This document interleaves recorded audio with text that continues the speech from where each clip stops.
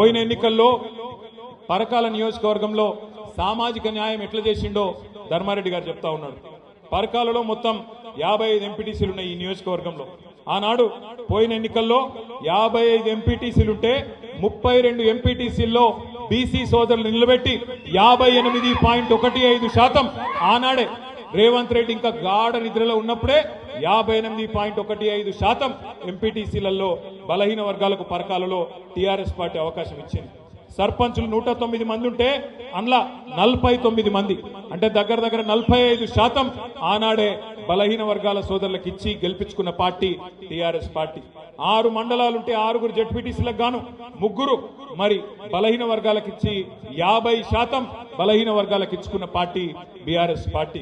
అట్లాగే ఎంపీపీలు 6 ఉంటే 3 బలహీన వర్గాలకు ఇచ్చుకొని 50%. అంటే ఎంపీటీసీల్లో 58.15%, సర్పంచుల్లో 45%, జెడ్పీటీసీ ఎంపీపీల్లో 50% మనం ఇదివరకే ఇచ్చుకున్నాం. ఇవాళ నువ్వు రిజర్వేషన్ పేరిట డ్రామాలు ఎన్ని చేసినా పరకాలలో ఉన్న లెక్కనే మొత్తం రాష్ట్రం అంతటా కూడా కుడి ఎడుమ గంతకే ఉన్నది. ఎప్పటికప్పుడు టీఆర్ఎస్ పార్టీ గతంలోనే బీసీలకు న్యాయం చేసింది, రేపు కూడా చేస్తుంది.